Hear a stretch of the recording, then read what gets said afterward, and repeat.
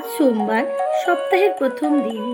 হাজির হয়ে গেলাম স্কুলের টিফিন আইডিয়া শেয়ার করতে। আজ বিভানকে বানিয়ে দিয়েছিলাম দই গাজর পরোটা। এক বাটি ময়দা নেব। আপনারা যদি মনে করেন এখানে আটাও ব্যবহার করতে পারেন। আর নেব টক দই। আমি এই দইটা বাড়িতে পেতেছিলাম।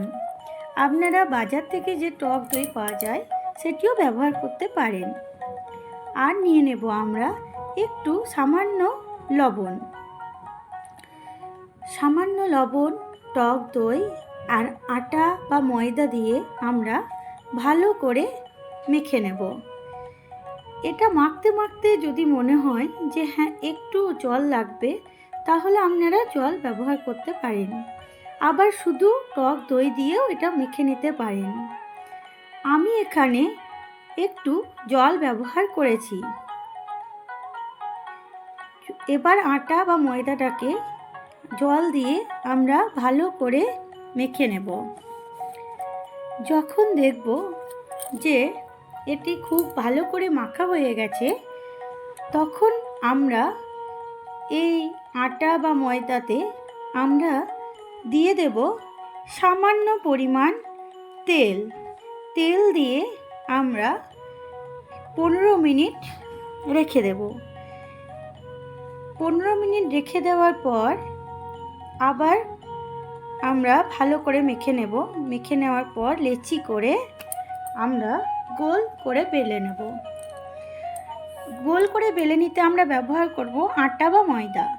প্রথমে যখন আমরা গোল করে বেলবো, তখন ওখানে আমরা একটু দিয়ে দেব সামান্য পরিমাণ তেল। তেল দেওয়ার পর আবার এটাকে বেলে নেব। এবার আমরা ত্রিকোণাকৃতি আকার করে নেব। আপনারা মনে করলেন এটাকে গোল বা চৌকোনাও করতে পারেন। যেহেতু এটা পরোটা, সেহেতু এটাকে আমি ত্রিকোণা করে নিয়েছি। ভালো করে এবার ত্রিকোণা করে নিয়ে আমরা একটু তেল ব্যবহার করেছি।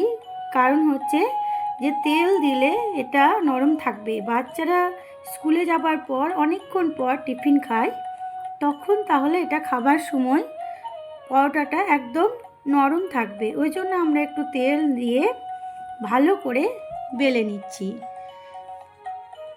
বেশ ভালো ত্রিকোণায় একদম পরোটা বেলা হয়ে গেছে আমার। এবার এখানে আমরা গ্রেট করে নেব একটু গাজর আর কুচিয়ে নেব একটু ধনেপাতা। এবার এই ত্রিকোণা পরোটার উপর আমি দিয়ে দেব কুচানো ধনেপাতা ও গাজর। এবার কুচানো ধনেপাতা ও গাজর দেওয়ার পর এটাতে আমরা ভালো করে সামান্য চাপ দিয়ে বেলে নেব। বেশি চাপ দেব না, কারণ এটা তাহলে ছিঁড়ে যেতে পারে। আমরা সামান্য চাপ দিয়ে এটা বেলে নেব।